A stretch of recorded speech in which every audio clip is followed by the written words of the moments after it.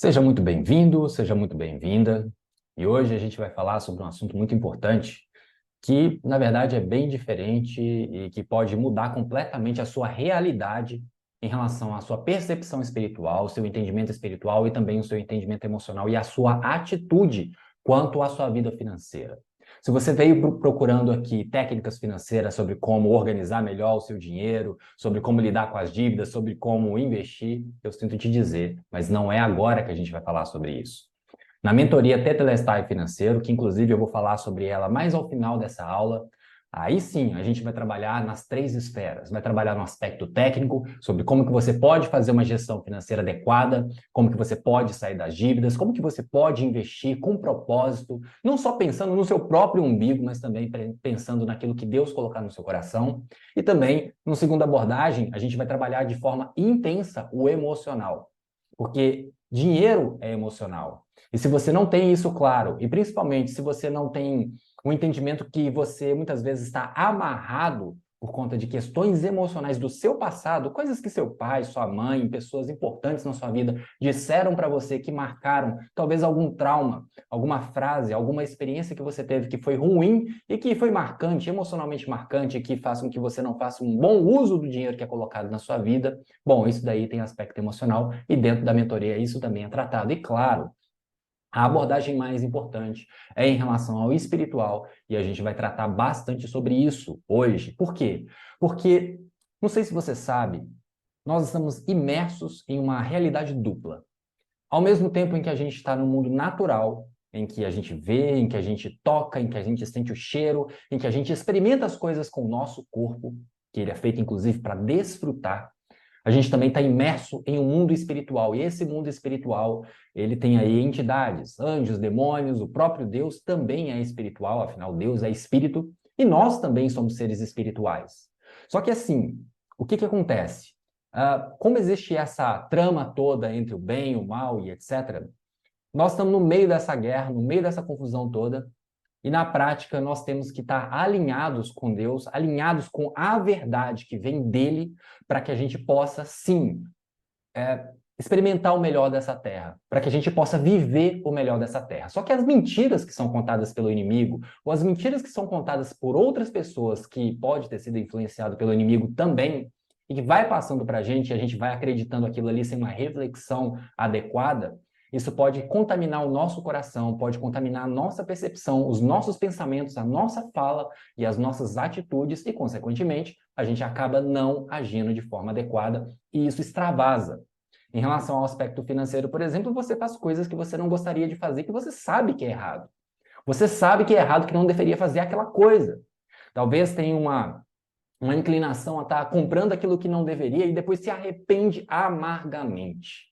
Fala assim, poxa, eu não deveria ter feito isso, mas por que que eu fiz? Porque talvez estejam rodando crenças, estejam rodando ideias, estejam rodando mentiras, enganos que você admitiu ao longo da sua vida e que se isso não for desfeito na sua mente e essa raiz não for arrancada do seu coração, você nunca vai ter a prosperidade que foi prometida e que foi conquistada por Cristo na cruz. Então a gente precisa sim tratar do espiritual e é sobre isso que a gente vai falar aqui hoje.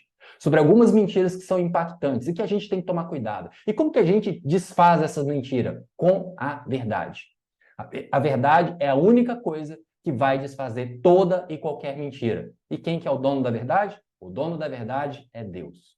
É Ele que vai revelar no seu coração. Eu posso explicar aqui algumas coisas, eu posso exemplificar, posso passar a minha experiência de vida, mas quem é o dono da verdade, quem vai trazer a revelação no seu coração é o próprio Deus. Então, sem mais demoras, nem mais do que isso, vamos para algumas mentiras que o inimigo conta, que você muitas vezes admite e que isso acaba prejudicando a forma de você pensar, a forma de você se sentir em relação ao dinheiro, em relação a bens, em relação a riquezas, em relação a Deus quanto a isso tudo, e você acaba também agindo de maneira inadequada por causa dos preceitos, por causa das crenças, por causa das mentiras que você tem admitido aí ao longo da sua vida. Bom, vamos lá. Vou compartilhar aqui a tela com você e aí a gente vai passar por algumas coisas relacionadas a essa questão das mentiras que contam para você ou que te contaram e que estão te atrapalhando em todos os aspectos, principalmente no aspecto espiritual. Então vamos lá. A primeira mentira que eu quero compartilhar com você é essa daqui, ó. Os ricos não vão para o céu. De onde que as pessoas geralmente tiram essa ideia aqui? De onde que as pessoas geralmente pegam essa frase, né? Esse conceito aqui? Na maioria das vezes, não sei se você sabe, o inimigo da sua alma, Satanás, ele é extremamente habilidoso com a palavra, ele é extremamente habilidoso com a Bíblia. E aí ele acaba distorcendo, colocando alguns detalhezinhos, algumas ênfases, algumas ideias que as pessoas acabam engolindo sem muita reflexão, sem às vezes estar contrastando com, né, confirmando isso com o próprio Deus. Às vezes a pessoa não tem nem relacionamento com Deus. E aí, a partir disso, essa pessoa começa a propagar essas ideias para os outros e começa a contaminar coisa que não tem nada a ver. Bom, mas vamos lá. Onde que está essa ideia aqui de que ricos não vão para o céu? Tem vários exemplos durante a Bíblia, mas eu quero te dar pelo menos um, para que você possa compreender e desfazer essa ideia aqui no seu coração e na sua mente. Está escrito lá no Evangelho de Mateus, capítulo 19, no verso 24, o seguinte: E lhes digo ainda, é mais fácil passar um camelo pelo fundo de uma agulha do que um rico entrar no reino de Deus.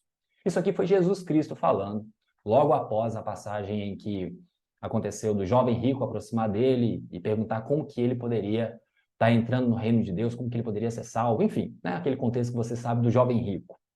E aí, a partir disso, o jovem rico ficou bastante triste, bastante desanimado, porque Jesus falou assim: vende tudo o que você tem e dá para os pobres. E depois vem e me segue. Aí o jovem rico se afastou daquela situação. E aí, a partir disso, Jesus proferiu essa frase nesse versículo. Ele digo ainda, é mais fácil passar um camelo pelo fundo de uma agulha do que um rico entrar no reino de Deus.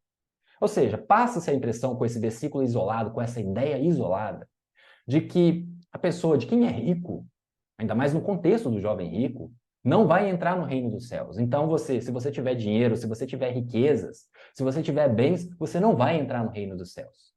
Só que aqui tem um detalhe. Aliás, tem vários detalhes nessa passagem que eu quero compartilhar com você. Pensa comigo. O que Jesus Cristo na prática estava falando aqui? Porque a gente tem que avaliar o contexto todo. Um camelo passar pelo fundo de uma agulha. O que é uma agulha? Naquele contexto, lá atrás, em Jerusalém antiga, eu quero te mostrar aqui uma imagem que vai traduzir melhor isso que eu estou detalhando nesse versículo especificamente, que é o seguinte: observa como que a gente é idiota e cai muitas vezes nesse tipo de falácia que o inimigo conta para a gente e a gente admite, então não pode ter dinheiro, não pode ter riqueza, porque senão eu não vou ser aceito por Deus e não vou entrar no reino dos céus. Seguinte, o fundo de uma agulha, né, era na verdade um portal em que o camelo, você está vendo aí a imagem de uma escultura, na verdade, que isso aqui é lá em Jerusalém, né? Era, na verdade, um portal, e esse portal, ele era fechado sempre no final dos dias, de todos os dias era fechado, essa grande porta, e depois disso, vinham muitas caravanas comerciais, principalmente do Oriente, e chegavam em Jerusalém, porque também era uma rota comercial. Só que quando esse portão, esse grande portão de ferro era fechado, o camelo não conseguia passar. Porque o camelo é um animal muito alto, o camelo é um animal grande. Então, a partir disso, o que precisava acontecer? Precisava acontecer que, primeiro, o camelo tinha que tirar todas as mercadorias, né? Tinha que tirar todas as mercadorias do camelo, todos aqueles bens que foram trazidos para comercializar e tudo mais.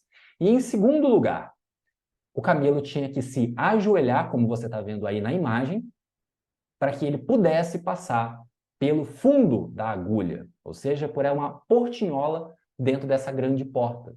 Né? Nessa grande porta tinha uma portinhola que dava para passar um camelo, mas primeiro ele tinha que tirar todas as mercadorias e ele tinha que se ajoelhar para poder passar para dentro dessa grande porta para que não acontecesse roubo nem nada do tipo.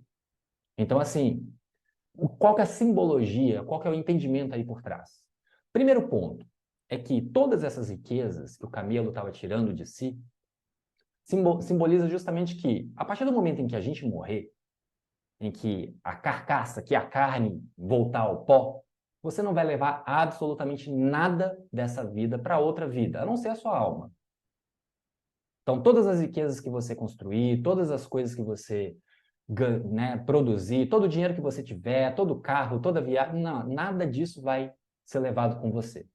Então, nessa simbologia, o camelo se né, foi despido de todas as riquezas. E segundo ponto, Camilo teve que ajoelhar para entrar no portal, entrar na porta, entrar na cidade sagrada. Isso é sinal de humildade. É sinal de humildade. Ou seja, para a gente acessar a salvação, nós temos que ser humildes. Então, aqui para te mostrar uma outra imagem, que é bem interessante, essa aqui seria justamente a porta, e o fundo da agulha onde o camelo tinha que passar. Não significa que, como Jesus Cristo disse, é mais fácil um camelo passar pelo fundo de uma agulha. Não significa que era fácil. O camelo é um animal grande, então é difícil também de passar, mas é mais fácil ele passar no fundo da agulha do que o rico entrar no reino dos céus. Então, Jesus Cristo estava condenando o rico? Não, porque olha só, se a gente pega uma outra passagem aqui, no caso aqui é o livro de Jó, capítulo 1, versos de 1 a 3, no iniciozinho do livro de Jó. Disse assim: Na terra de Uz vivia um homem chamado Jó. Era homem íntegro e justo, temia a Deus e evitava o mal. Tinha ele 7 filhos e 3 filhas, e possuía 7.000 ovelhas, 3.000 camelos, 500 parelhas de boi e 500 jumentos, e tinha muita gente a seu serviço. Era o homem mais rico do Oriente. Você deve conhecer um pouquinho da história de Jó, e aqui a gente já tem no início do livro, já detalhando que Jó era o homem mais rico do Oriente. Então Jó não foi salvo? Jó não entrou no reino dos céus? Se a gente pegar outras pessoas, outros personagens bíblicos aí importantes, relevantes, Abraão, rico pra caramba, não entrou no reino dos céus? Davi, um rei.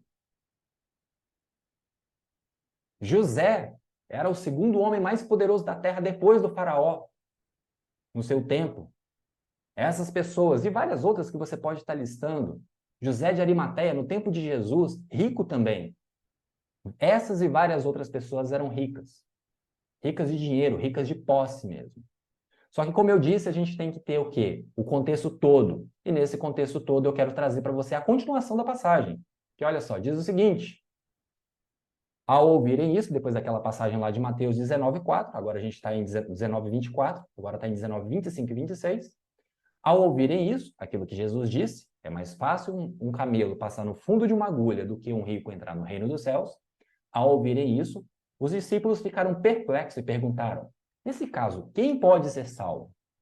Jesus olhou para eles e respondeu: para o homem é impossível, mas para Deus todas as coisas são possíveis.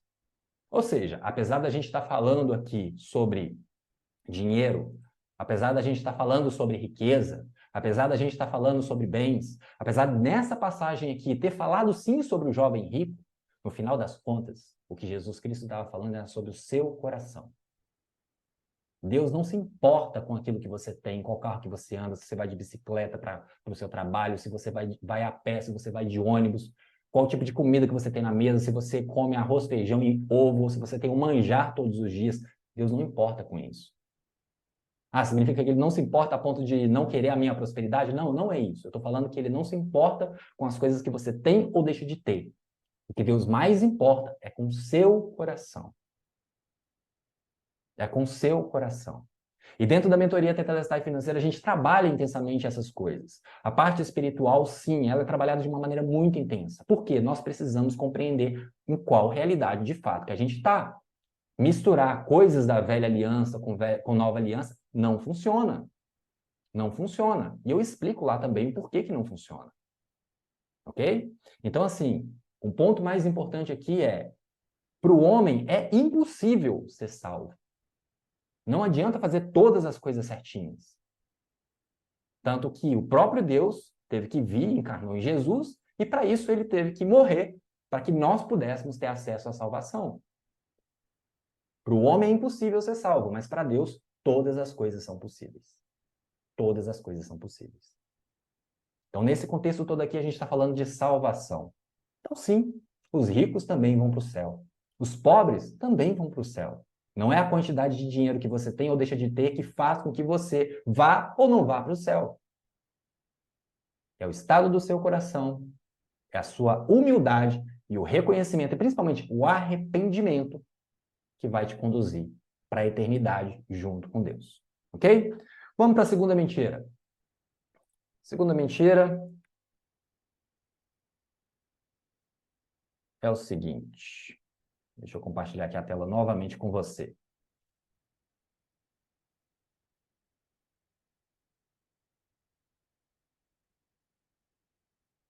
É melhor descansar em Deus, pois se Deus quiser, Ele me dá.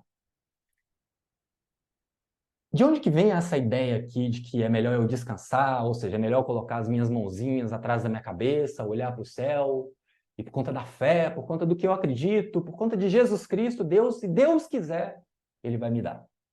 Eu não estou falando que Deus não vai te dar, não é isso. Mas de onde que veio essa ideia aqui? Tem vários versículos que a gente pode estar traduzindo, pode estar trazendo em relação a isso daqui.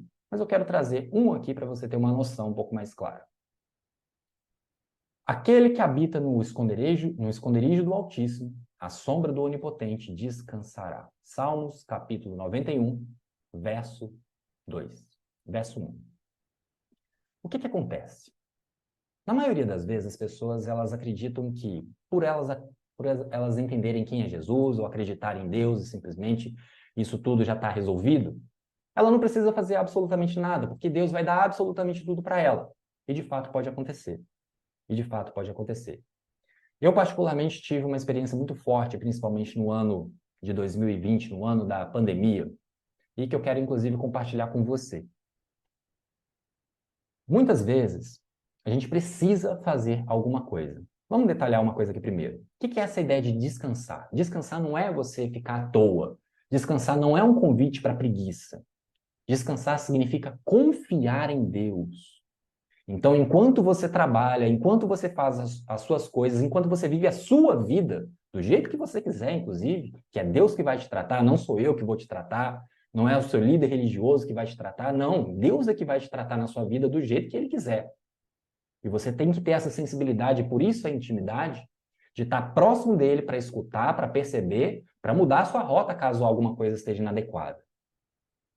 Mas o ponto é o seguinte: esse descansar tem a ver com você confiar em Deus. Com você confiar em Deus. Em 2020, eu tive uma situação extremamente grave em relação à minha saúde, em que, logo depois do meu casamento, os meus olhos começaram a sangrar internamente, e aí, a partir disso, foi um processo de meses, entrou pandemia, não consegui fazer um tratamento adequado, e aí, a partir disso, eu comecei a perder a visão dos dois olhos. E a coisa ficou bastante complicada para o meu lado, muito complicada para o meu lado mesmo. A ponto de que, ali, em maio de 2020, eu estava olhando para a tela do celular, olhando para a tela do computador, enxergando com muita dificuldade, colocando tudo em alto contraste, não estava conseguindo ler absolutamente nada. E a recomendação do médico é: precisa fazer cirurgia. Eu resgatei todos os meus recursos, absolutamente todos os meus recursos na época, para fazer a cirurgia, e dava para fazer a cirurgia de um olho só. Não era o suficiente para fazer do outro olho, eu precisava tratar os dois olhos. E aí, nesse contexto todo, eu ia à igreja todos os domingos, todas as oportunidades, pedia para o pastor orar para mim, pedia para que as pessoas pudessem fazer suas orações, mas nenhum milagre aconteceu, nenhum milagre de maravilhas. Nossa, a visão dele foi restaurada ali instantaneamente. Não foi isso que aconteceu. E eu lembro que há uma semana, uns 10 dias antes da primeira cirurgia no olho direito, o pastor, que é meu amigo, inclusive, ele virou para mim e falou assim: olha, a gente teve uma ideia aqui, por que você não faz aquele link da vaquinha? E aí, a partir disso, a gente divulga entre os irmãos aqui da igreja e tal, e a gente talvez consiga aí levantar um dinheiro para estar te ajudando, para estar te abençoando. Bom, eu achei a ideia interessante. E aí eu fui para casa, olhei, né, com calma como funcionava, nunca tinha lidado com isso, e eu vi que naquele link da vaquinha lá, né, no site, tinha a possibilidade de você colocar um vídeo. Falei assim, bom, entre eu descrever, apesar que eu também descrevi toda a situação, coloquei fotos e tudo mais, descrevi bem aquilo que eu estava passando, eu resolvi gravar um vídeo. E aí eu lembro que eu estava no meu home office, né, e eu coloquei a câmera lá, ajustei da melhor maneira possível, e aí, a partir disso, eu gravei aquele vídeo que foi a primeira gravação espontânea, assim, sem corte nem nada. Eu não estava conseguindo enxergar muito bem o celular, mas eu estava falando o que tinha que ser falado, enfim. Gravei aquele vídeo, coloquei ele no YouTube, E aí, a partir disso, eu distribuí nas minhas listas de transmissão, tanto para clientes, quanto para amigos, quanto para familiares, e aquele vídeo ali começou a rodar, começou a viralizar.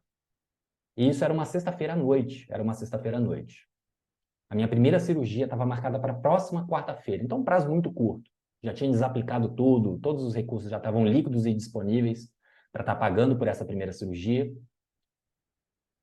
E algo sobrenatural aconteceu. Eu nunca fui constrangido em amor, financeiramente falando, por Deus dessa forma. E é algo que eu quero falar aqui para você. Porque eu coloquei aquele vídeo lá e eu não tinha expectativa nenhuma de conseguir recurso algum, ou se conseguisse seria uma outra coisa. Mas algo sobrenatural aconteceu a ponto de que esse vídeo viralizou. Viralizou assim, quase 1.000 pessoas, pelo menos no YouTube, só no YouTube, viram isso e várias outras mais. E no prazo ali de aproximadamente 2, 3 dias, eu tinha 3 vezes o valor que eu precisava para fazer a cirurgia do outro olho, que teve necessidades ainda mais, né, para ter mais cuidados médicos, inclusive. E eu lembro que, junto com a minha esposa, eu estava vendo aquele recurso, R$ 10, R$ 15, R$ 500, R$ 1.000, R$ 5.000, de um amigo, inclusive, que tinha anos que eu não conversava, ficou sabendo a partir de outro amigo que eu estava nessa situação. Veio muito recurso, muito rápido, simplesmente veio muito recurso, muito rápido, de todas as fontes, de todos os lugares, gente que eu nem conheço, começou a depositar, fazer transferências e tudo mais. E aí, a partir disso, eu consegui ter um volume de recursos financeiros para estar fazendo essa cirurgia também, de uma forma bem antecipada, também para o olho esquerdo. Eu lembro que, em um determinado momento, eu fiquei até surpreso, falando assim, poxa Deus, eu estou me sentindo como se fosse Moisés, quando pediu para trazer o ouro, os metais, e o povo estava trazendo, os israelitas trazendo, até o ponto que ele falou, gente, eu não preciso mais, pode parar. E a quantidade de recursos foi realmente impressionante em relação ao curto espaço de tempo, e ao mesmo tempo eu fui constrangido em amor por Deus. De que ele estava cuidando de tudo, e de que ele está cuidando de absolutamente tudo. Mas é aqui que eu quero chamar a atenção. Mas eu tive que fazer algo antes. Por mais que eu tenha sido abençoado nessas questões, em relação à minha cirurgia, foi um milagre de provisão, eu tive que fazer algo antes, mesmo naquele estado, de que eu não sabia o que ia acontecer, eu poderia ter feito a primeira cirurgia e estar completamente cego. Eu fiz algo. Eu coloquei a minha cara, eu me expus, eu contei, eu falei para o mundo, olha, eu estou com essa necessidade, eu preciso de ajuda. E Deus fez a parte dele. Deus fez a parte dele. Foi surpreendente, surpreendente. Então, você deve sim descansar o seu coração em Deus. Descansar não tem a ver com você ser preguiçoso, não fazer o que deve ser feito. Não. Descansar tem a ver com você confiar naquilo que Deus colocou no seu coração. Confiar naquilo que talvez venha como instrução da parte de Deus, através de outras pessoas, para você fazer o que tem que ser feito. Fazer o que tem que ser feito. Se Deus quiser, Ele vai me dar. Sim, Ele pode te dar. Mas Ele vai fazer junto com você. Junto com você. Ok?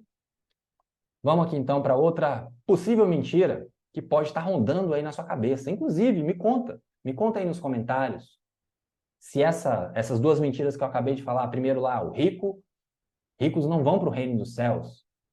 Ou então, se Deus quiser, Ele vai me dar alguma coisa.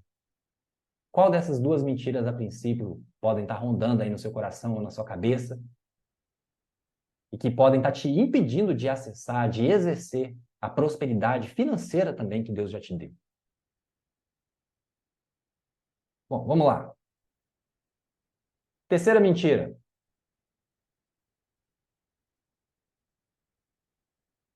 Dinheiro e fé não se misturam. Se você é cristão, você já tem algum entendimento de que isso daqui não é necessariamente verdade, mas talvez existam determinadas ideias na sua mente, no seu coração, que está tão arraigado que você fala assim, poxa, realmente dinheiro e fé não se misturam. E isso daqui é extremamente perigoso. Por que é perigoso? Pelo seguinte motivo. Vamos colocar uma passagem aqui que ilustra, né, que acaba fundamentando essa mentira aqui. Curai os enfermos, isso aqui é Jesus falando. Curai os enfermos, limpai os leprosos, ressuscitai os mortos, expulsai os demônios. De graça recebestes, de graças dai. Na maioria das vezes, a gente acaba vendo um versículo desse tipo aqui, já que eu recebi de graça, então eu tenho que entregar completamente de graça, eu não posso ter dinheiro disponível para mim. E as duas coisas não se misturam, né? Aqui está falando mais sobre fé. Se você recebeu dons, se você recebeu o dom do Espírito Santo na sua vida, você também deve estar ofertando a palavra, enfim, estar compartilhando a palavra, fazendo o que tem que ser feito de forma gratuita. E sim, isso está correto também. Porém, a gente acaba confundindo as duas coisas, separando dinheiro e fé. Como assim? Pensa comigo. Eu quero que você acompanhe comigo essa passagem aqui. Havia em Cesareia um homem chamado Cornélio, centurião do regimento conhecido como Italiano. Ele e toda a sua família eram piedosos e tementes a Deus.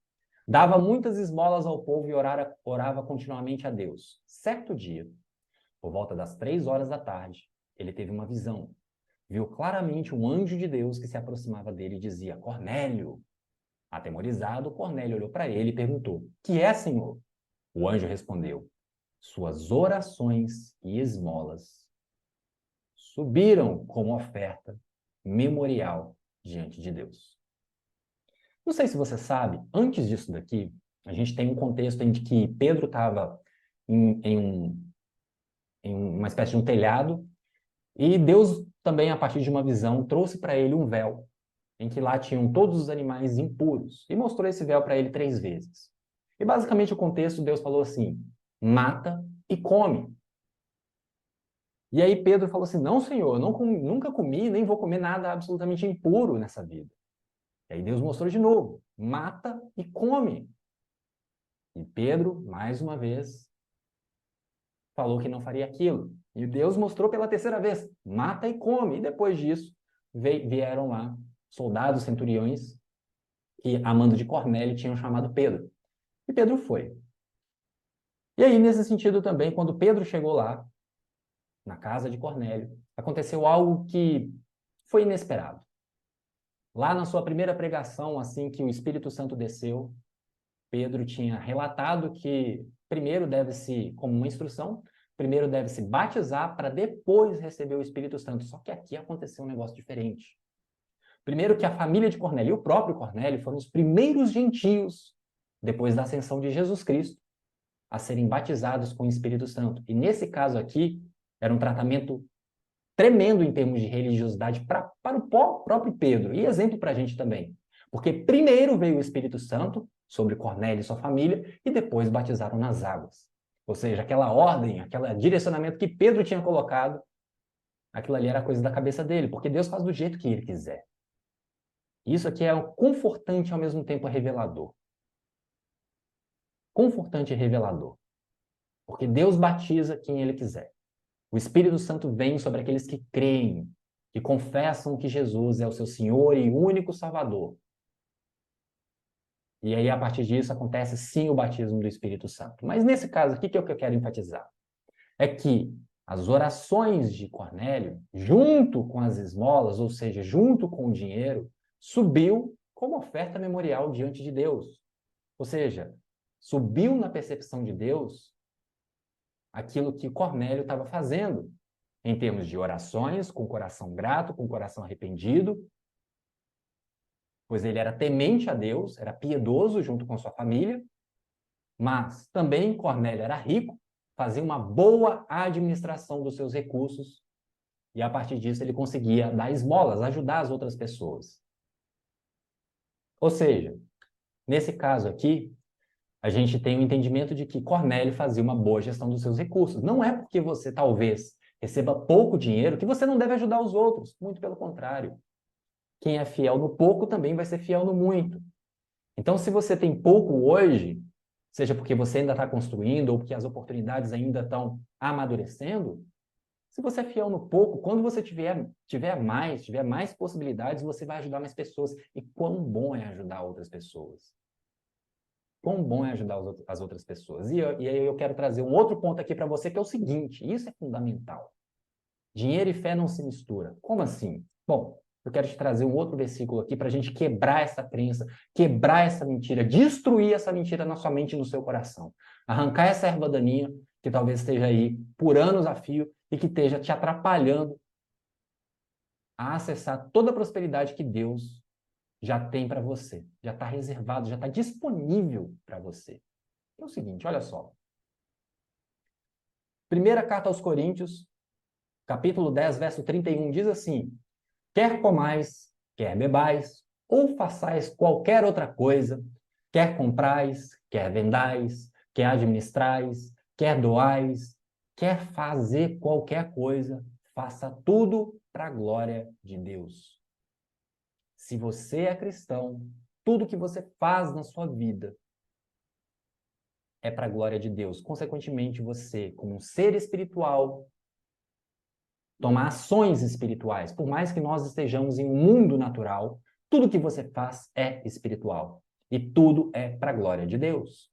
Então, você fazer uma boa gestão do seu dinheiro, você investir o seu dinheiro para transbordar, para criar novos negócios, para talvez investir no negócio dos outros, para fazer com que a prosperidade também flua para os outros. Resolver os seus problemas, caso você tenha alguma dívida, está enrolado com alguma coisa, ajudar os outros também a resolver, tanto com instrução e talvez com ajuda financeira também, se couber, porque quem vai te indicar se deve fazer isso ou não é Deus. Ou seja, você precisa de um relacionamento próximo com Ele para Ele te falar o que fazer. Tudo que você fizer, deve fazer para a glória de Deus. Para a glória de Deus. Então, dinheiro e fé, dinheiro e espiritualidade estão sim conectados. Se você é cristão, você tem que ter esse entendimento claro na sua cabeça e arraigado no seu coração, de que tudo aquilo que você faz, inclusive sobre como que você usa o seu dinheiro, é espiritual. São ações espirituais, são atitudes espirituais. Portanto, deve ser feito para a glória de Deus. Vamos para a quarta mentira. O dinheiro é a raiz de todos os males. Essa daqui é relativamente simples de estar resolvendo. Basta ler com atenção o versículo de onde saiu essa construção aqui, que muitas pessoas propagam, às vezes estão feridas, às vezes passam por uma situação financeira difícil, perdeu o emprego, ou então teve um revés nos negócios, ou alguma coisa ruim aconteceu, porque nós, como seres espirituais, o próprio Jesus disse, nesse mundo tereis aflições, mas eu venci o mundo. Ou seja, se a gente estiver junto com ele, a gente vence junto o mundo. Vence as dificuldades. Junto com Deus, a gente já é mais do que vencedor. Mas nesse ponto aqui, o que acontece? O inimigo é tão sutil, é tão ardiloso, que coloca a figura do dinheiro como a raiz de todos os problemas, de todos os males. Só que quando a gente vai no versículo original, que você pode consultar inclusive na sua Bíblia, mas eu vou mostrar aqui na tela, o versículo original, que está em 1ª carta a Timóteo, capítulo 6, verso 10, diz o seguinte: pois o amor ao dinheiro é a raiz de todos os males. Não é o dinheiro em si que é a raiz de todos os males, é o amor ao dinheiro que é a raiz de todos os males. Mais uma vez, o que está sendo falado aqui? Coração. Se o seu coração estiver nas riquezas, se o seu coração estiver nos bens, se o seu coração estiver no dinheiro, se o seu coração estiver em qualquer outra coisa ou pessoa que não seja o próprio Deus, isso significa idolatria. E idolatria é abominação para Deus. É abominável. Então, mais uma vez, o que Deus quer? O seu dinheiro? Não. Quer as coisas que você tem? Não mesmo. Ele pode, inclusive, te orientar a dar, a vender, enfim, dependendo do que está acontecendo na sua vida. Isso pode ser uma instrução pessoal, individual. Mas você precisa de relacionamento, precisa de um Wi-Fi desobstruído, para que você possa entender qual que é a vontade dele. Mas primeiro tem um relacionamento. Tem o entendimento da mensagem, daquilo que ele está colocando para a sua vida, da vontade dele. Só que o ponto aqui é o quê? É a idolatria. Se você idolatra os bens, se você idolatra as coisas, você está colocando em primeiro lugar no seu coração essas coisas. Pois onde estiver o seu tesouro, ali também vai estar o seu coração. Essa é uma outra passagem que, inclusive, combina com essa daqui. Então, na prática, o dinheiro não é a raiz de todos os males, mas o amor ao dinheiro é a raiz de todos os males. Definitivamente é. Quinta mentira. Só é preciso ter fé, só é preciso fé para ser próspero. Eu acredito em Cristo, eu acredito em Deus, eu entendo o que Jesus Cristo fez, entendo as verdades, conheço a Bíblia e tal, e eu tenho fé. Tenho fé de que eu sou próspero, que a prosperidade vai vir para mim, e eu só preciso disso, de absolutamente mais nada. De onde que vem essa ideia aqui? De onde que pode ter vindo, nascido essa mentira, essa falsa verdade? Livro de Isaías, capítulo 1, verso 19, diz que se quiserdes e obedecerdes, comereis o bem dessa terra. Em outras traduções, comereis o melhor dessa terra. A gente vive hoje uma sociedade em que é muito fácil as pessoas exigirem os seus direitos. Exigirem os seus direitos. Então, se Deus disse que absolutamente Ele daria, se eu quisesse, eu teria o melhor dessa terra, eu comeria o melhor dessa terra.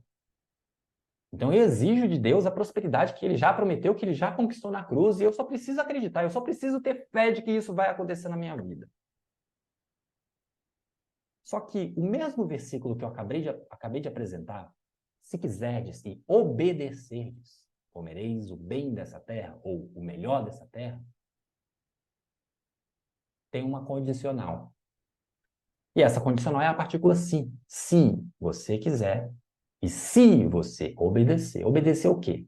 Obedecer todas as regras, todos os 10 mandamentos, obedecer aquilo que é falado para mim como instrução de uma denominação específica? Não. Se você obedecer a Deus especificamente, e se você quiser, é claro, você pode sim comer o melhor dessa terra. Então, implica em obediência. E como é que eu consigo ter obediência? Como que isso funciona na prática? Quero compartilhar com você aqui de novo. Em Hebreus, capítulo 8, versos 10 e 11, diz o seguinte, que isso inclusive é uma promessa em Joel, no livro de Joel. Essa é a aliança que farei com a comunidade de Israel depois daqueles dias, declara o Senhor. Porei minhas leis em suas mentes e as escreverei em seus corações. Serei o Deus deles e eles serão meu povo. Ninguém mais ensinará ao seu próximo, nem ao seu irmão, dizendo, conheça o Senhor, porque todos eles me conhecerão, desde o menor até o maior. Como que eu posso obedecer a Deus se está consumado? Tetelestai. Jesus Cristo cumpriu toda a lei. Aquilo que era do Antigo Testamento, aquilo que o povo judeu tinha que seguir, não precisa seguir mais. Qual que é a regra agora? Não tem regra. E isso é surtador para a maioria das pessoas não ter regra. Não ter impossibilidades. Significa que eu posso fazer absolutamente qualquer coisa? Pode, mas nem tudo convém. Nem tudo te convém. Tem coisas que vão te prejudicar, mas você pode fazer? Claro que você pode fazer. Vão ter consequências que você vai colher. É a lei da semeadura, óbvio. Só que nesse caso aqui, o que eu quero ressaltar? É que Deus é que vai te ensinar, é Deus que vai te revelar, é Deus que vai mostrar na sua mente, no seu coração, o que Ele quer de você. São instruções específicas para você. Então vai viver sua vida. Não é o Felipe, não é o pastor, não é o padre, não é o líder religioso que vai falar como que você deve viver a sua vida. Não. Você deve buscar de Deus aquilo que Ele quer para você, inclusive na sua vida financeira. Será que você deve ajudar aquela pessoa? Muitas vezes no seu coração você sente o coração fechando. Às vezes é Deus falando, porque Ele comunica no seu coração. É Deus falando, não é para fazer. Mas não tem que falar de generosidade, sim, mas você não sabe o tratamento que Deus, por exemplo, está dando com aquela pessoa, está tendo com aquela pessoa ali. Seja ela crente ou não, enfim, Ele é o Senhor de todo mundo e de todas as coisas. Mas o ponto é, o relacionamento, a intimidade vem se você estiver junto dele. Mais do que isso, eu quero te falar uma outra coisa aqui que é importante. Como é que a gente constrói intimidade com uma pessoa? Você já vai pegando ela, já vai abraçando, já vai... Não. Depende da cultura, é claro, mas na maioria das culturas a gente conversa com a pessoa, vai se relacionando com ela, conversando, entendendo como que ela pensa, o que que ela sonha, o que que ela projeta, quais são as dificuldades, o que que ela sente. E da mesma forma, a gente se relaciona com Deus. A gente se relaciona com Deus conversando com Ele. Inicialmente, lendo a Bíblia. Começando principalmente, se você não teve essa experiência ainda, começa pelo Novo Testamento. Começa lá em Mateus e vai seguindo. Durante todo o Novo Testamento. Não precisa fazer uma corrida super rápida, de 200 metros correndo rápido e ler a Bíblia toda em 3 dias. Não, não precisa disso. Não é assim que você vai ter um relacionamento com Deus. Porque você vai ler, ler, ler, ler, ler, e no final das contas não vai conseguir entender nada. Deus não vai falar com você. Seu coração não vai estar sensível ao Espírito dele. Começa devagar, pega lá em Mateus. Sabe, uma técnica interessante? Isso leva tempo. Mas é algo que realmente pode mudar a sua perspectiva e você sair desse mundo bagunçado, desse mundo zoado, desse mundo cheio de complicações, desse mundo em que as pessoas fazem as coisas que são ruins, desse mundo em que você experimenta preocupação, em que você realmente vive todo bagunçado, inclusive financeiramente, emocionalmente e espiritualmente. Como que você pode fazer para passar para o mundo espiritual, para o mundo divino? Em que as coisas são boas, em que você vê risos, vê desafios, vê progressão, vê realmente prosperidade em tudo. Você tem que ter relacionamento com Deus, porque a gente vive uma realidade dual. Ao mesmo tempo que pode estar experimentando o mundo divino, você também está nessa terra. E qual que é o processo? Relacionamento. Como que eu faço isso? Primeiro, lendo a palavra. Como que você faz isso? Lê a palavra. Eu vou te dar uma dica aqui que é valiosa. Valiosa, dica de ouro. Eu disse, Novo Testamento, porque ali vai ter a história de Jesus, vai contar o que Jesus passou, enfim, os ensinamentos principais ali para que você possa realmente começar a se nutrir da própria palavra de Deus. Então você vai ler de Mateus até Judas. Esquece Apocalipse por enquanto, que é o fim dos tempos e talvez a gente já esteja inclusive nesses fins dos tempos, mas a princípio, de Mateus até Judas. Lembrando que Judas não é Judas Iscariotes, era Judas, irmão de Jesus. Então, os evangelhos, que são 4, livro de Atos, as cartas paulinas, cartas pedrinas, as cartas de João, Judas, Tiago, Hebreus, enfim, tem vários livros ali, vários livros ao longo do Novo Testamento. E sabe como que você vai fazer para ter o entendimento e Deus falando com você, se você ainda não teve essa experiência? Muito simples. Vai devagar.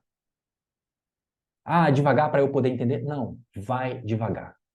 Na maioria das Bíblias em português, a gente tem títulos e subtítulos. Se você pega uma Bíblia aí, se você pega a sua Bíblia em papel mesmo, você vai vendo ali títulos e subtítulos, os negritos. E aí, geralmente, entre um negrito e o outro, são uma passagem que tem ali um raciocínio, que tem a condução de um determinado pensamento. Você pode pegar esse trecho, geralmente são ali 3, 4 parágrafos, com vários versículos, coisa de 2, 3 minutos você lê, e você deve ler aquilo dali e seguir sua vida, vai fazer suas coisas, vai viver a sua vida. Marca onde você parou, com marca-texto, enfim, com marcador de páginas, e no dia seguinte você volta ali e recomeça de onde você parou. E vai no próximo subtítulo. E vai fazendo assim, é devagar mesmo. Mas é um processo de relacionamento. Mas o ponto é o seguinte, na medida em que você vai fazendo isso com consistência, porque tudo nessa vida é consistência. Está vendo o seu resultado financeiro hoje? Talvez você esteja endividado, talvez você não consiga direcionar o seu dinheiro com propósito. Fica confuso, será que eu devo fazer isso mesmo? Ou talvez fica nessa ciranda de não conseguir acumular capital, de não conseguir construir patrimônio, nem para você, nem para sua família, e fica ansioso, fica preocupado. Está vendo o seu resultado financeiro hoje? É resultado da constância, das coisas erradas que você vem fazendo ao longo da sua vida toda, ou pelo menos ao longo dos últimos anos. Não construiu fonte de renda, muitas vezes está endividado, enfiou os pés pelas mãos, comprou coisa que não devia, embolou com cartão de crédito, não faz gestão financeira. Está com as suas emoções todas bagunçadas, não sabe de onde que vem essas emoções, essa preocupação, essa ansiedade, essa tristeza, essa angústia que só vai te massacrando, só vai te massacrando. E tem várias ideias que você vai absorvendo de diferentes linhas de raciocínio, de diferentes filosofias, e a verdade mesmo você não para refletir, não para consumir. Então, você acaba tendo o resultado que tem hoje. Por quê? A consistência de erros, consistência de várias coisas que não estão contribuindo com você. Da mesma forma, para você ter relacionamento com Deus, precisa de consistência. Então, lê um pouquinho a cada dia. Quer ter uma saúde melhor? Quer tirar as gordurinhas? Quer ganhar massa muscular? Quer ter uma saúde realmente de ferro? Muda coisas pequenas, mas com consistência. Hidrata mais, come melhor. Começa a fazer um exercício um pouco mais leve, vai progredindo ao longo do tempo, em coisas mais pesadas e tal, mas não necessariamente mais pesadas, mas pode ser que seja. Enfim, vai progredindo. É a constância. Não adianta você correr uma corrida de 200 metros e morrer no meio do caminho. É uma maratona. Não é um sprint, é uma maratona. Precisa de continuidade, precisa de constância.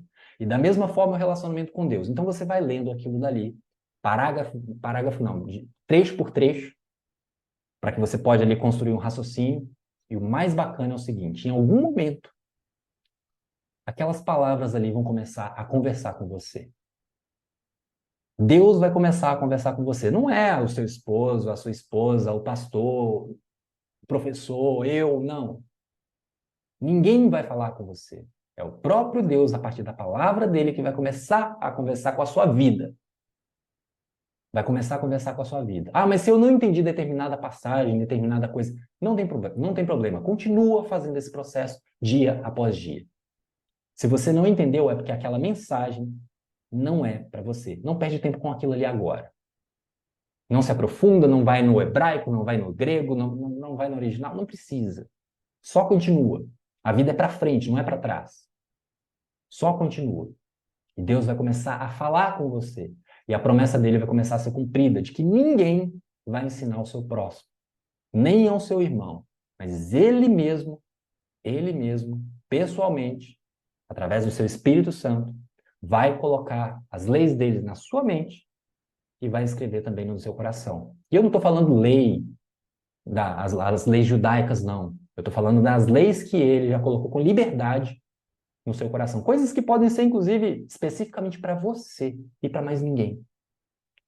Por isso que tem que ter intimidade. Por isso que tem que ter intimidade. Mas vamos voltar para cá.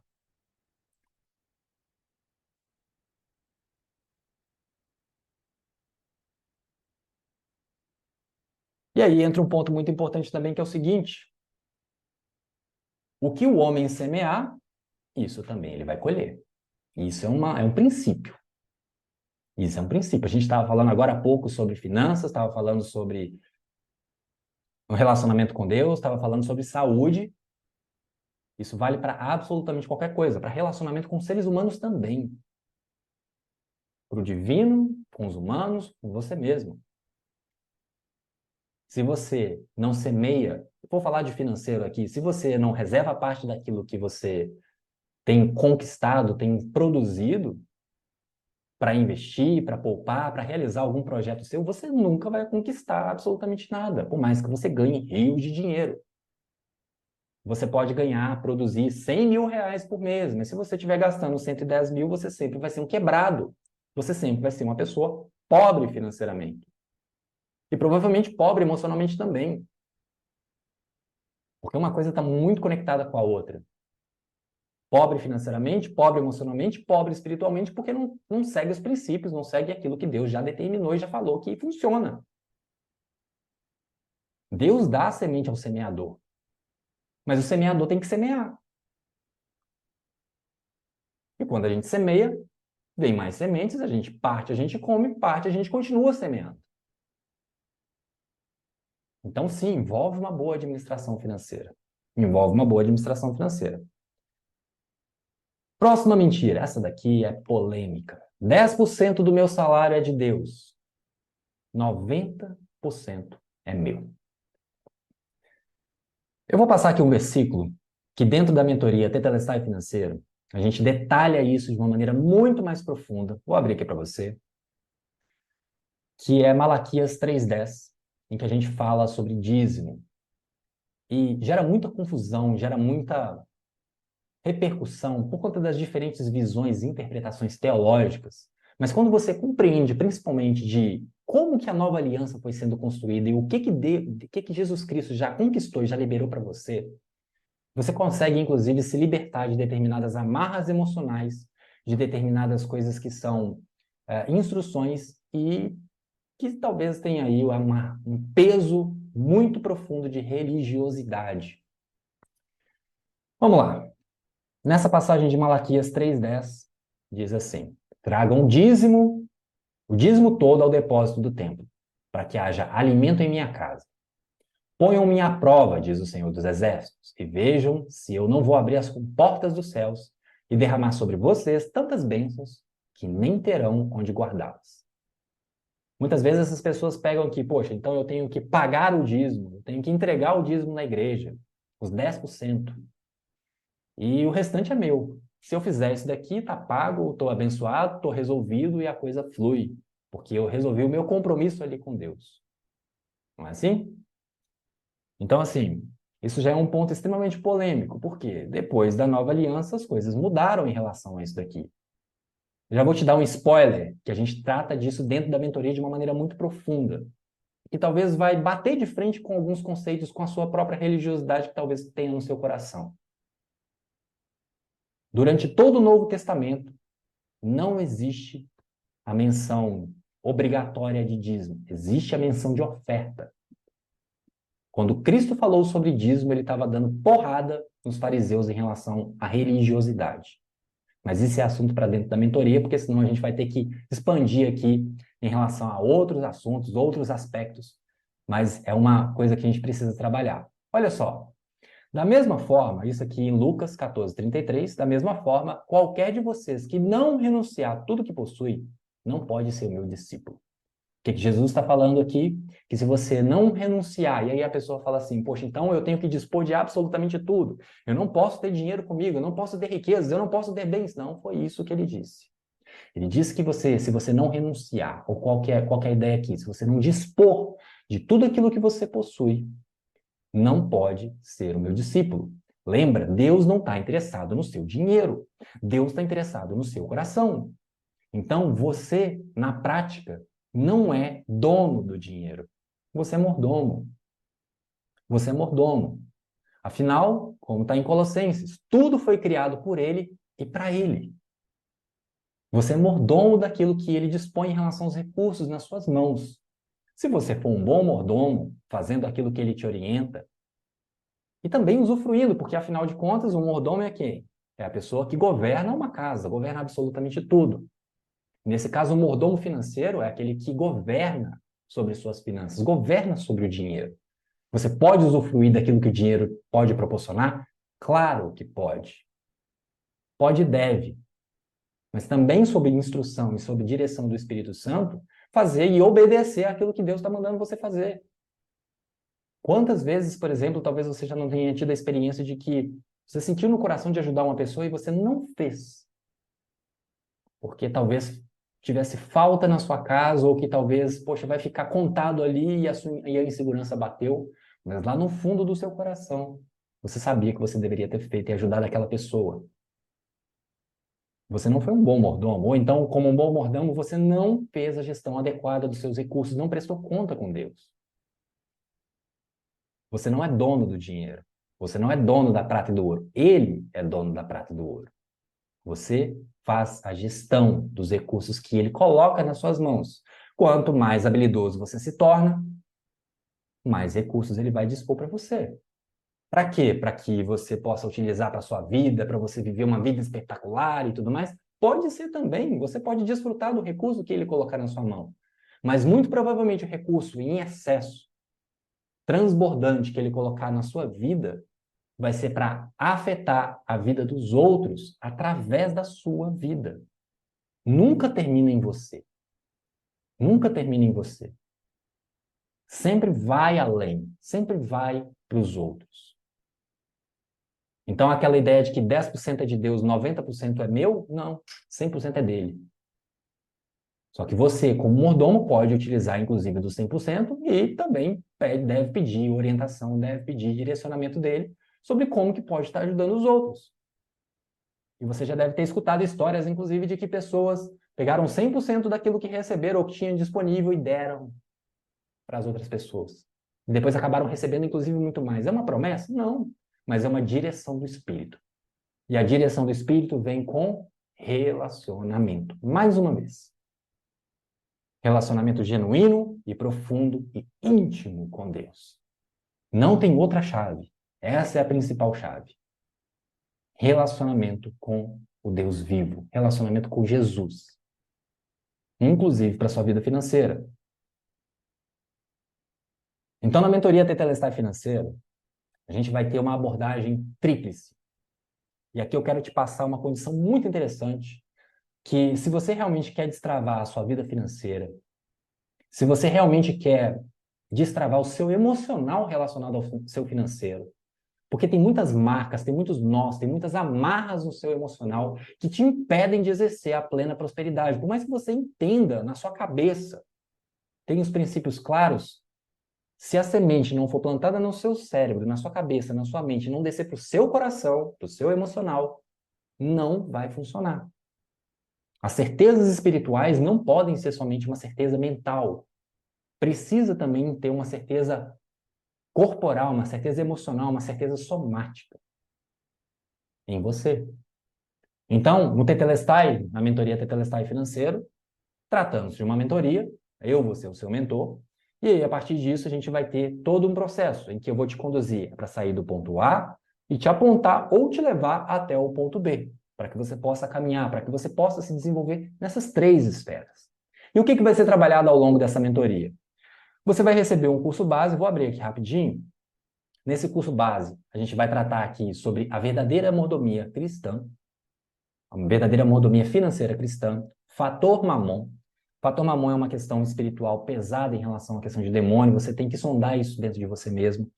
Muitas pessoas acham que só por já ter sido salvo está resolvido. Não é assim necessariamente. A gente precisa sondar o nosso coração, as nossas iniquidades, as nossas maldades, porque por mais que nós tenhamos o ingresso da salvação, a gente precisa se dispor a ser tratado por Deus. É mais ou menos assim.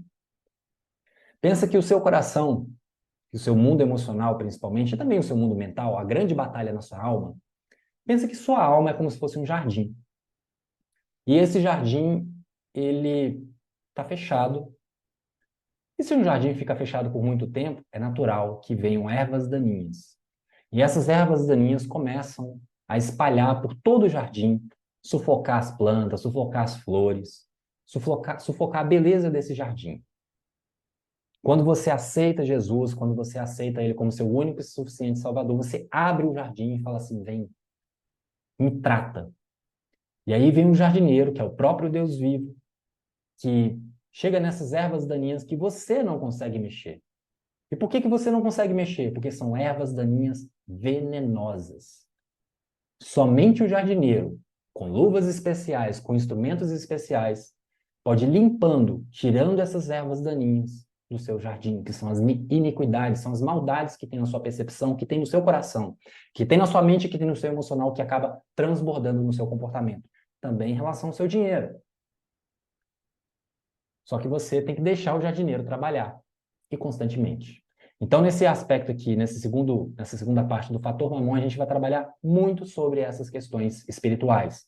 O terceiro ponto aqui, a nova realidade espiritual, é uma diferenciação muito importante para a gente distinguir o que é velha aliança e o que é nova aliança, porque se a gente estiver com preceitos, com ideias, com práticas da velha aliança, a gente não consegue acessar a nova aliança, e Deus não trabalha mais na velha aliança, Deus só trabalha de acordo com a nova aliança. Então a gente precisa distinguir isso. Lembra, se você tiver as distinções do caráter de Deus, da verdade de Deus para a sua vida, 70%, 80% do caminho já está resolvido. Mas trazer isso para o emocional é uma outra parte também muito fundamental, porque o emocional tem a ver com a sua alma. E nesse sentido, a gente também vai trabalhar a sua alma, o seu coração. Convencer o seu coração, te mostrar como você pode convencer o seu coração dessa verdade. Como assim? Primeiro, você tem que reconhecer e entender quais são os impedimentos.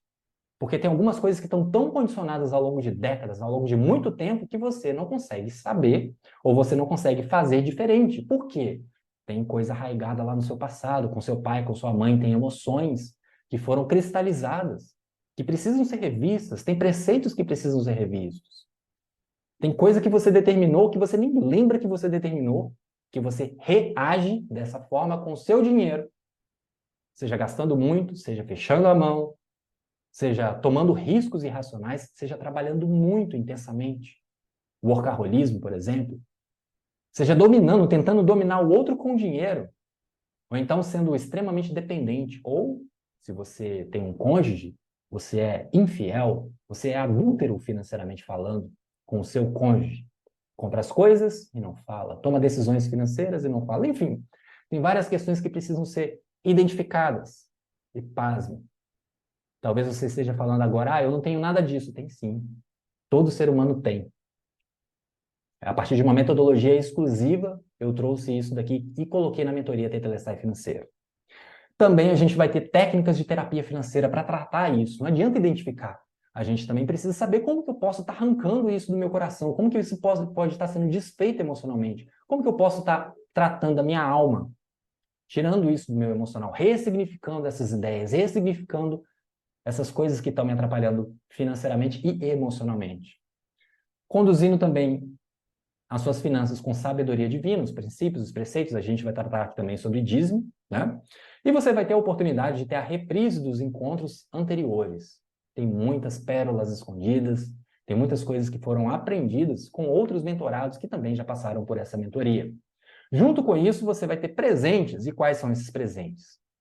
Eu vou estar te dando acesso, assim que você ingressar na mentoria, eu vou estar te dando acesso também ao presente, que primeiro é o curso base do Raio-X Financeiro, que é uma outra mentoria focada assim, totalmente na questão financeira, em que você vai conseguir fazer uma organização global da sua vida financeira, tratar também sobre dívida de uma maneira mais profunda, tratar e começar a amadurecer a cabeça sobre produção de novos recursos, de novas fontes de renda, tratar um pouquinho também sobre investimentos. Tem um outro produto aqui, tem um outro presente que eu vou te dar, que é o desafio de 21 dias. Isso aqui a gente vai trabalhar de forma bastante intensa, durante 3 semanas. 7 hábitos, com base na neurociência, para que você possa realmente colocar a sua vida financeira, a sua vida emocional e a sua vida espiritual no eixo, no automático. Isso é bem interessante. E por fim, tem aqui o I3, que é o investimento para investidores iniciantes, em que você vai aprender do básico a sair do básico, pelo menos até o intermediário, para investir, para colocar os seus recursos para trabalharem de uma maneira mais forte, de uma maneira mais expressiva, para que você possa ter mais recursos, tanto para os seus objetivos, quanto para os objetivos que Deus colocar no seu coração. Então, você vai ter todos esses presentes aqui, junto com o curso base da mentoria. Quando você faz o acesso, quando você ingressa na mentoria, você vai ter acesso a todo esse material por pelo menos um ano. Você vai ter acesso a esse material por um ano, você pode assistir quantas vezes quiser, enfim. Só que como que vai funcionar essa mentoria? Vai funcionar da seguinte maneira. Primeira coisa, você, assim que ingressar, vai ter um formulário de conhecimento. Lembra, é uma mentoria, não é uma consultoria. Eu, como seu mentor, eu preciso te instruir o que você deve fazer, o que você deve estudar, o que você deve prestar atenção, quais são as mudanças, quais são as chavinhas que precisam ser modificadas, ser viradas aí na sua cabeça, no seu coração, para que você possa alcançar o seu próximo nível. Então, nesse sentido, o formulário de conhecimento é para eu entender como que está a sua situação hoje. Como que você está percebendo? Como que você está lidando com as suas finanças? Quais são as emoções? Quais são os entraves? Eu preciso te conhecer. E aí, nesse formulário de conhecimento também tem aqui uma coleta de informações financeiras, para que a gente possa fazer um apanhado, identificar algumas coisas ali que talvez para você, como não é especialista, passa batido, mas eu, com um olhar clínico e experiente, consigo ver e te apontar aquilo que realmente vai fazer a diferença para o seu caso, ok? E aí, a partir disso, dessa coleta de informações, desse formulário de conhecimento, a gente vai ter o nosso encontro 1 a 1, de você comigo, o seu mentor. E durante 1 hora e meia aproximadamente, numa reunião individual pela internet, pelo Zoom, a gente vai justamente estar conversando, vai estar tratando. Então, eu preciso de todo aquele cenário para eu enxergar, para eu falar assim, você precisa fazer isso, isso, isso, isso, para você alcançar o seu próximo nível. Ok? Além disso, você também vai ter 4 encontros temáticos ao vivo em grupo. Junto com você tem outras pessoas nessa turma. E a partir das suas demandas, eu vou colher aquelas coisas que a gente precisa estender, precisa falar um pouco mais, sua e das outras pessoas. E aí, a partir disso, a gente vai ter o quê? Temas específicos para a gente trabalhar ao longo dessa mentoria. Esses encontros vão acontecer semanalmente, consecutivamente. A gente vai marcar a data direitinho. E aí, a partir disso, você vai conseguir ver outras vertentes, vai aprofundar em determinados temas que são importantes para você. E, a partir dos temas dos seus colegas, a gente vai aprofundar em outras questões, e talvez questões que você mesmo não tenha nem percebido, e que são importantes para você. E mais importante também é o seguinte: a partir do seu ingresso nessa mentoria, eu me torno seu mentor. E até o 4º e último encontro ao vivo, eu sou o seu mentor. Então, se você tiver qualquer necessidade ao longo do caminho, por exemplo, sei lá, você está endividado. Caso você esteja endividado, a gente pensou em alguma estratégia para estar resolvendo as suas dívidas. E aí você, por exemplo, vai conversar com algum credor, com algum gerente de banco, enfim, e colhe algumas informações e você se depara ali com um monte de coisa que você não entende muito bem. Basta me mandar uma mensagem para que eu possa te instruir sobre qual que é o melhor caminho para aquela situação específica para você. Se é interessante seguir aquele caminho ou não. Enfim, é uma comunicação remota aí também por mensagem. Eu vou estar disponível para estar te ajudando a alcançar esse próximo nível, a destravar o que precisa ser destravado, a resolver o que precisa ser resolvido. Ok? Só que tem um detalhe. O detalhe é, essa mentoria, essa turma, ela tem vagas limitadas. Eu não consigo atender muitas pessoas ao mesmo tempo. Eu não consigo fazer todo esse trabalho aqui, principalmente de estar enxergando, de estar entendendo qual que é a situação de cada um, de estar fazendo várias reuniões. Eu não consigo fazer com muitas pessoas. Então, são vagas realmente limitadas. São 10 vagas apenas. Então, a partir de agora, você vai ter acesso a uma condição, a um preço promocional bem diferente do que tem lá na página do Tetelestai Financeiro.